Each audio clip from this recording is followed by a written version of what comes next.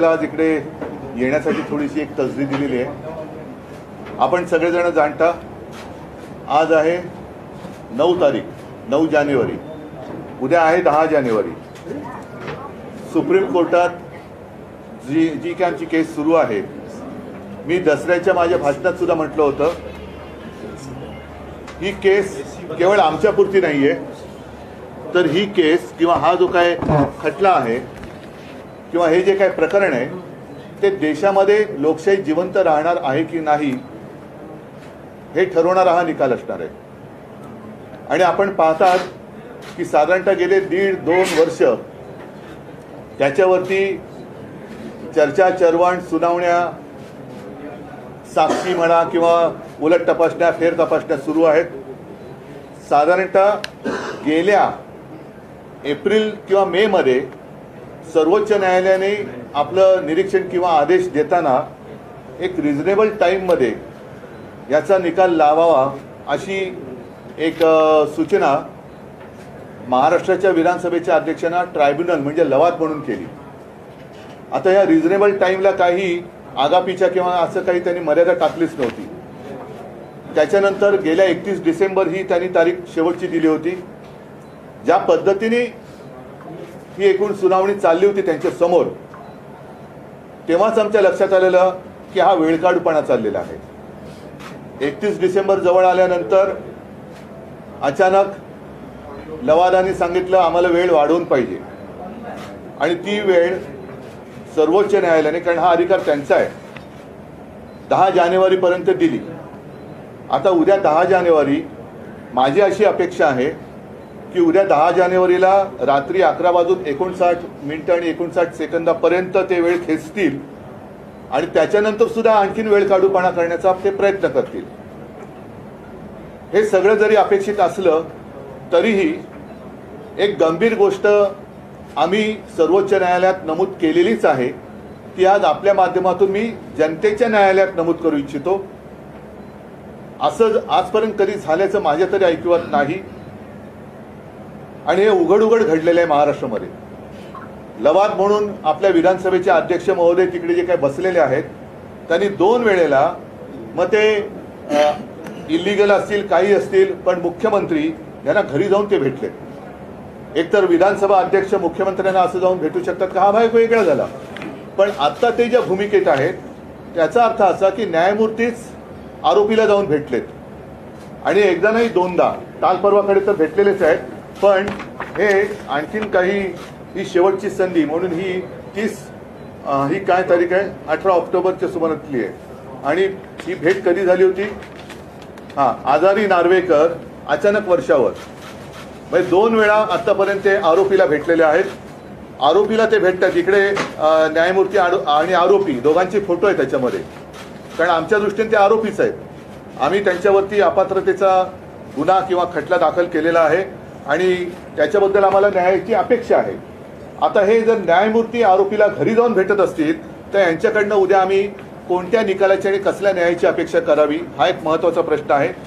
आज मी आपल्याकडे येण्यापूर्वी आपल्या राज्यातले ज्येष्ठ कायदेतज्ञ उल्हास बापट यांनी आज लोकशाही चॅनेलला, कदाचित आपल्याही चॅनलला मुलाखत दिली असेल, त्यांनी त्यांचं मत नोंदवलेलं आहे। ते मी आपल्या माध्यमातून तमाम जनतेला सांगतोय की आपण आवर्जून ते पहा, यूट्यूबवरती ते आहे, लोकशाही चॅनलवरती उल्हास बापट ह्या ज्येष्ठ कायदेतज्ञांनी, कायदे अभ्यासकांनी आपलं मत हे मांडलेलं आहे ह्या विषयावरती, आणि त्यांनी म्हटलेलं आहे की ज्या खटल्याचा निकाल खरं म्हणजे 2 महिन्यात लागायला पाहिजे होता त्याला 2 वर्ष लागत आहेत, ह्याच्यामध्ये हा वेळकाढूपणा आहे। आणि त्याच्या पुढे ते असं म्हणत आहेत की कदाचित अध्यक्षांवरती म्हणजे लवादांवरती एक तर दबाव असेल किंवा ते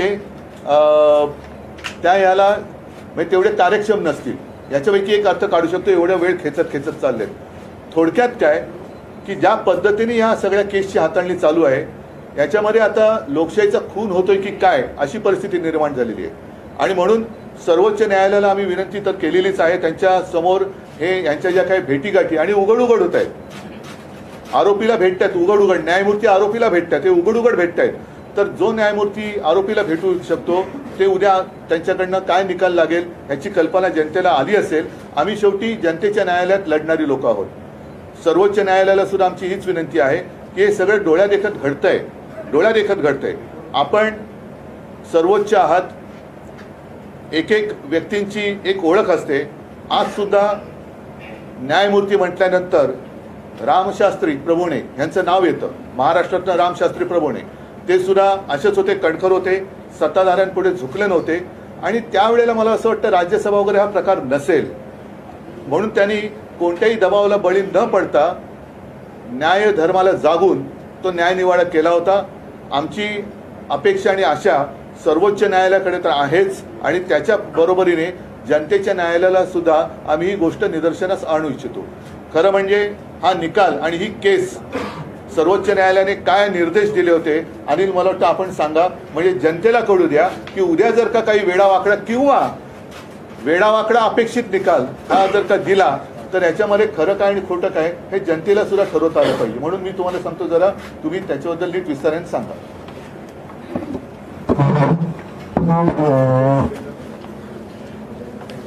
आपल्याला माहीतच असेल, मे 2023 मध्ये जे डिस्क्वालिफिकेशन पिटिशन आम्ही फाईल केलं होतं आणि सुभाष देसाई साहेबांनी जो अर्ज केला होता, यावर सुप्रीम कोर्टाने जो निकाल दिला होता, या निकालात काही प्रमुख मुद्दे दिले होते आणि सुप्रीम कोर्टाने हे प्रकरण अध्यक्षांकडे सुपूर्द करताना या सगळ्या ऑब्झर्वेशनची एक चौकट घातली होती आणि या चौकटीच्या आतमध्ये हा निकाल सुप्रीम कोर्टाला अपेक्षित होता. आणि हे चौकटी घालताना जे मुद्दे सुप्रीम कोर्टाने त्या पिटिशनला, कारण हे पिटिशन 7 ते 8 महिने चाललं आणि प्रत्येक गोष्टीवर तिकडे सविस्तर चर्चा झाली, तिकडे सविस्तर युक्तिवाद झाला आणि सगळ्या युक्तिवादानंतर सुप्रीम कोर्टाने जे मुद्दे अधोरेखित केले होते, केवळ त्याच मुद्द्यावरती लवादाने फक्त विचार करून निर्णय देणं अपेक्षित आहे. आणि म्हणून हे मुद्दे पुन्हा एकदा आपल्या समोर सांगतो. सुप्रीम कोर्टाने जे निकालाचे मुद्दे दिले होते त्याच्यात 119 नंबरला जो मुद्दा होता, ज्याच्यामध्ये भरत गोगावलेंची प्रतोत्पत्ती केलेली नियुक्ती ही त्यांनी बेकायदेशीर आहे असं म्हटलं होतं. त्यामध्ये त्यांनी असं म्हटलं होतं, विधानसभा अध्यक्षांनी शिंदे गटाच्या मंजूर केलेल्या ठरावाची दखल घेतली, परंतु राजकीय पक्षाने अधिकृत केलेला नक्की प्रतोद कोण हे तपासण्याचा एकदाही प्रयत्न केला नाही. अशा परिस्थितीत अध्यक्षांनी राजकीय पक्षाच्या नियमांच्या आधारे स्वतंत्र चौकशी करून शिवसेना पक्षाने अधिकृत केलेल्या प्रतोदाची ओळख करून घ्यायला हवी होती. त्यामुळे अध्यक्षांनी 3 जुलै 2022 रोजी नियुक्त केलेल्या श्री भरत गोगावले यांची प्रतोत्पत्ती केलेली नियुक्ती ही बेकायदेशीर आहे. आपल्याला माहिती आहे की सुप्रीम कोर्टाने सांगितलं होतं की प्रतोद कोण हे ठरवणं गरजेचं आहे, पण त्याच्याबरोबरच त्यांनी हे पण म्हटलं होतं की हे बेकायदेशीर आहे. आता फक्त लवादाला हे तपासायचं होतं की हे कायदेशीर म्हणजे बेकायदेशीर आहे हे कशाच्या आधारावरती आहे. कारण ज्या वेळेला फूट घडली त्यावेळेला पक्ष कुठला होता, त्यावेळेला त्यांचा प्रतोद कोण होता हे तपासायचं होतं. आणि त्यामुळे एकदा जर प्रतोदाची नेमणूक सुप्रीम कोर्टाने बेकायदेशीर ठरवलेली आहे, आता आम्हाला उद्याच्या निकालात बघायचं आहे की त्याच प्रतोदाला हे लवाद सुप्रीम कोर्टाचे आदेश डावलून त्याला कायदेशीर करणार आहेत का. नंबर 1.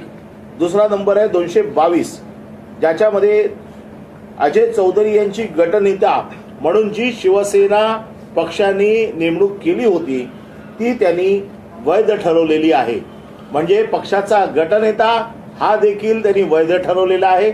म्हणजे गटनेता आणि व्हीप या दोघांनाही सुप्रीम कोर्टाने मान्यता दिली आहे. त्याचबरोबर त्यांनी असं पण म्हटलेलं आहे की उपाध्यक्षांच्या समोर 2 गट पडल्याचे कोणतेही पुरावे नसल्यामुळे ठरावावर कुठली शंका घेतली नाही. ठरावावर ठाकरे यांची पक्षाध्यक्ष म्हणून सही केलेली आहे व प्रतोद व गटनेते निवडायचे सर्व अधिकार 2019 साली श्री ठाकरे यांच्याकडे देण्याचा ठराव करण्यात आला होता.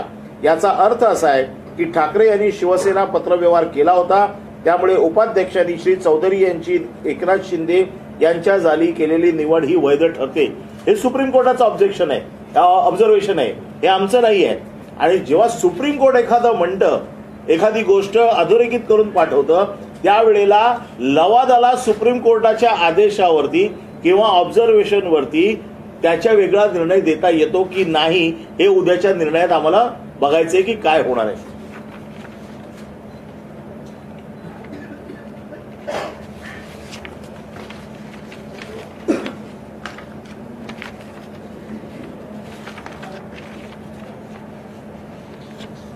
123 नंबर 22 जून 2022 रोजी केलेला ठराव हा विधिमंडळ पक्षातील एका गटाकडून करण्यात आला होता व अध्यक्षांनी कोणतीही शहानिशा न करता राजकीय पक्षाच्या इच्छेविरोधात परिशिष्ट 10च्या अगदी विरोधात होता.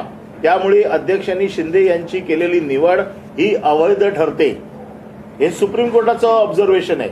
हे सुप्रीम कोर्टाने म्हटलेलं आहे आणि सुप्रीम कोर्टाने हे म्हणताना पूर्ण युक्तिवाद ऐकलाय दोन्ही पक्षांचा, आमचा देखील विरोधी पक्षाचा देखील.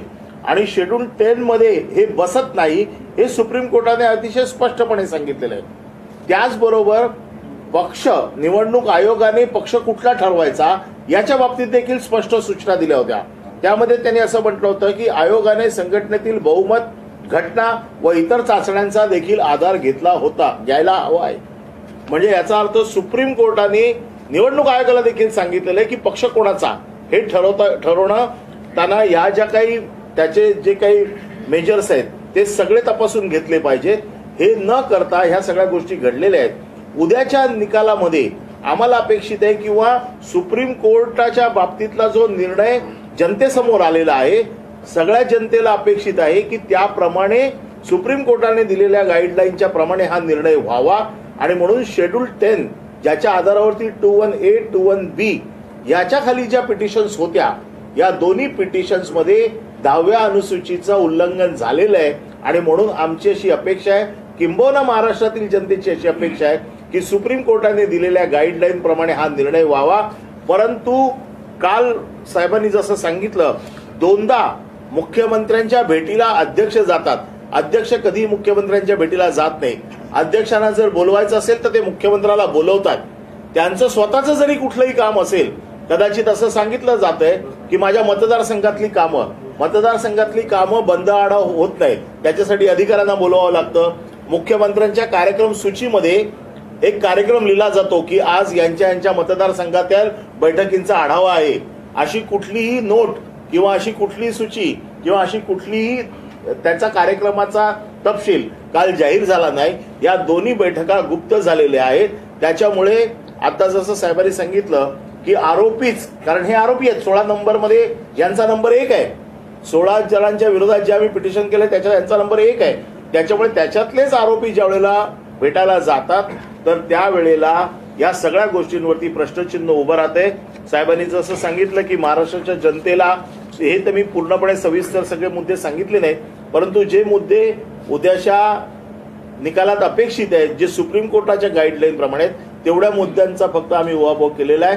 आणि आमची अशी अपेक्षा आहे की सुप्रीम कोर्टाच्या गाईडलाईन प्रमाणे उद्याचा निर्णय होईल. या दोघांच्या भेटीसंदर्भात आक्षेप घेत आपण सुप्रीम कोर्टात देखील एक ऍफिडेव्हिट दाखल केलं. आम्ही काल सुप्रीम कोर्टात एक ऍफिडेव्हिट दाखल केलेला आहे, कारण सुप्रीम कोर्टाच्या निदर्शनास आणणं हे गरजेचं होतं. आणि म्हणून काल आम्ही ऍफिडेव्हिट फाईल केलंय की अशा प्रकारे न्यायाधीश ज्या वेळेला, कारण ते न्यायाधीशाच्या भूमिकेत आहेत, न्यायाधीश आरोपीला भेटायला जाणं, न्यायाधीश आणि आरोपीची मिलीभगत आहे का अशा प्रकारे मिलीभगत असेल तर हा कोणाचा वैयक्तिक खटला नाहीये. हा देशात पुढे लोकशाही जिवंत राहणार आहे की नाही, का हे दोघेही मिळून लोकशाहीचा खून करणार आहेत, ते उद्याच्या निर्णयावरनं जाहीर होईल. राहुल नार्वेकर 2 बार, एक मिनिट सॉरी, मैंने बीच में टोका. अनिल जी आपको जो आगे नाही, म्हणून हा जो विषय होता हा फार गंभीर होता. म्हणून काल आम्ही याच्या बाबतीमध्ये ताबडतोब सुप्रीम कोर्टाच्या निदर्शनाला हे आणून दिलेलं आहे. आता या बाबतीत सुप्रीम कोर्ट आपला निर्णय घेईल की सुप्रीम कोर्टाला देखील याची गंभीर दखल घ्यावी लागेल की अशा प्रकारे आरोपी आणखी न्यायाधीश हे जर भेटत असतील. आजपर्यंत असं कधी झालेलं नाहीये आणि याच्यावरती सुप्रीम कोर्टाकडनं आमच्या अपेक्षा आहेत की सुप्रीम कोर्ट हे प्रकरण फार गंभीरपणे घेईल. राहुल नार्वेकर मुख्यमंत्री से मिले हैं, आपको लग रहा है आपका जो फैसला राहुल नार्वेकर 2 बार मुख्यमंत्री से बैठक बताई जा रही है, कल फैसला संभवतः आ सकता है. आप किस तरह से देखते हैं, क्या उम्मीद कर रहे हैं? हमें आशंका है क्योंकि सिर्फ स्पीकर और मुख्यमंत्री ऐसी ये मीटिंग नहीं थी, और वैसी भी अगर मीटिंग करनी हो तो कभी, मैं भी मुख्यमंत्री था, कभी स्पीकर उठकर मुख्यमंत्री के यहाँ नहीं जाते, वो मुख्यमंत्री जी को बुला लेता है. लेकिन अब ये दोनों जो है सिर्फ मुख्यमंत्री और स्पीकर नहीं है. स्पीकर जो है वो ट्राइब्यूनल है और मुख्यमंत्री का आरोपी है. तो क्या एक जज जिनके ऊपर आरोप है उनको मिल सकता है क्या? तो यही एक आशंका आती है कि क्या इन दोनों की मिलीभगत तो नहीं है, और सिर्फ मिलीभगत कोई व्यक्तिगत रूप में ये केस नहीं है, देश में प्रजातंत्र रहने वाला है या नहीं है, या दोनों मिलकर प्रजातंत्र की हत्या करने की साजिश कुछ कर रहे हैं, कोशिश कर रहे हैं, ऐसे अर्थ भी निकाला जा सकता है। और इसलिए जैसे मैंने कहा कि आज और कल ही हमने सुप्रीम कोर्ट के सामने एक एफिडेविट दिया है, और जिसमें दो बार वो मिले, एक बार नहीं 2 बार मिले हैं। वो उसमें हमने लिखा है कि आप भी उसमें देखो, और मैं आपके माध्यम से जो जनता की अदालत है, क्योंकि जनता सर्वश्रेष्ठ होती है और उसीलिए हम लड़ रहे हैं। जनता का अधिकार अगर कोई छीनता है तो हम तो वो बर्दाश्त नहीं करेंगे, और जनता की अदालत में हम आपके माध्यम से जाना चाहते हैं कि ये देखो क्या हो रहा है, और इसका नतीजा जैसे एक पिछले 2 साल से एक केस चलती आई है, कोई आवश्यकता नहीं थी। ये तो सीधी केस है, और कुछ जो घटना तज्ञ है वो बार बार अपनी राय इस बारे में रख रहे हैं। और आज भी जो एक हमारे महाराष्ट्र के ज्येष्ठ कायदे तज्ञ है उल्लास बापट, उनकी एक रिएक्शन मैंने देखी लोकशाही चैनल पर, शायद आपके चैनल पर भी वो आई होगी। तो मैं पूरी जनता को एक रिक्वेस्ट करता हूँ, आप वो देखिए उनकी राय क्या है। और इतना समय इसमें बर्बाद हो गया है, ये तो इलीगल गवर्नमेंट है, जो सुप्रीम कोर्ट ने भी कहा है। तो इलीगल गवर्नमेंट के हाथों में 2 साल तक महाराष्ट्र का भवितव्य रखना, ये बहुत ही खतरनाक बात है। और कल क्या होगा या कल क्या हो सकता है, तो ये 2 बार जो मिले हैं, ये मिलीभगत भी हो सकती है, प्रजातंत्र की हत्या करने की साजिश शायद हो गई। एकनाथ शिंदे की तरफ से कहा गया है कि बहुमत उनके पास है, फैसला नहीं, वो ठीक है, वो तो अदालत में हुआ है। अदालत ने अपना जो भी एक ऑब्जर्वेशन है वो पूरा उसमें लिख कर ट्राइब्यूनल के पास भेज दिया है। और जैसे अनिल जी ने अभी बताया, चाहे तो वो हिंदी में दोहरा सकते हैं, तो उस फ्रेमवर्क में ट्राइब्यूनल ने काम करना चाहिए था। लेकिन जिस ढंग से उन्होंने एक समय की बर्बादी, और शायद कल और एक ऐसा कुछ कर सकते कि और समय निकले, तब तक ये चुनाव हो जाएगा, हमें कोई आपत्ति नहीं। हम तो जनता के सामने हैं, जनता के बीच में हैं, और जनता तो जो न्याय देगी वो तो देख रही है। लेकिन क्या हम खुलेआम हमारे नजर के सामने प्रजातंत्र की हत्या होने जा रही है, उसको स्वीकार कर सकते हैं क्या? उद्धवजी आमदार अपात्रता प्रकरणी निकाल यायला अवघे 24 तास उरले असताना तुमच्या पक्षाचे आमदार रवींद्र वायकर यांच्या घरी नाही, त्याच्यावरती एक मिनिट, त्याच्यावरती मी राजन विचारे यांच्या घरी जाण्यात संबंध पाहता का? मी याच्यावरती जास्त बोलणार नाही, पण एकच आहे की राम मंदिराचं निर्माण होतंय, शेवटी जुलमी अत्याचार करणाऱ्यांचा अंत हा केलाच पाहिजे, ही शिकवण देणाऱ्या रामाचं मंदिर उभं राहते। त्याच्यामुळे या जुलमी अत्याचारी राजवटीचा शेवट जनता करेलच, त्याच्याबद्दल मी नंतर बोलेन। आणि म्हणून तर आपण त्याला प्रभू श्रीराम किंवा भगवान कृष्ण मानतो, तर त्याच्यावरती मी नंतर बोलेन, आता त्याच्यात मी जात नाही। पण या जुलूमशहांचा निपात जनता करेल।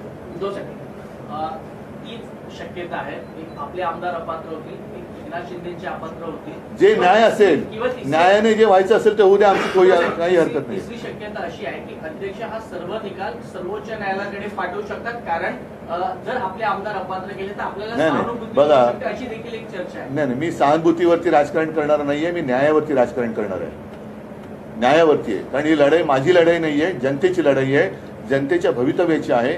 आणि लोकशाहीचा खून हे दोघं मिळून करतायत का, हे उद्या आपल्याला कळेल, आणि कदाचित हीच शक्यता आहे की आणखीन वेळ काढूपणा, कारण त्यांना खेचायचं त्यांनी खेचलं, उद्या 4 वाजता ते निकालाचं वाचन करायला सुरुवात करतील। आणि मला असं वाटतं की रात्री 11:59 आणि 59 सेकंदाच्या वेळेला ते कदाचित ते वाचतील, जसं त्यांना वर्ण आलं असेल नसेल मला माहिती नाही, तसं ते वाचतील आणि पुन्हा एकदा सुप्रीम कोर्टात जाऊन आणखीन वेळ काढावा अशीच त्यांची अपेक्षा आहे। कारण कायद्याच्या आधारे ते लढूच शकत नाहीत, घटनेचा आधार घेतला तर ते लढूच शकत नाही, पण घटना मोडीत काढण्यासाठी मोडून आणखीन काही ते करतायत का हे उद्या पाहावं लागेल। आणि म्हणून मी वारंवार सांगतोय की सर्वोच्च न्यायालयात आम्ही काल एक ॲफिडेव्हिटद्वारा हे नमूद केलेलं आहे, आज आपल्या माध्यमातून मी जनतेच्या न्यायालयात सुद्धा हे नमूद करू इच्छितोय। प्लॅन बी वगैरे नाही, पहिलं प्लॅन बी सी डीचा अर्थ जाऊ द्या, पण पहिला लोकशाहीचा खून होतोय का, आणि तो आपल्या डोळ्यात देखत दिवसाढवळ्या जर का होणार असेल तर मग रामाची जी शिकवण आहे, तुम्ही आता म्हणालात की अत्याचाराचा आणि जुलूमशाहीचा अंत आपल्याला करावा लागेल। आणि त्याच्यासाठी निवडणुका येतात. ठीक आहे, सीट शेअरिंग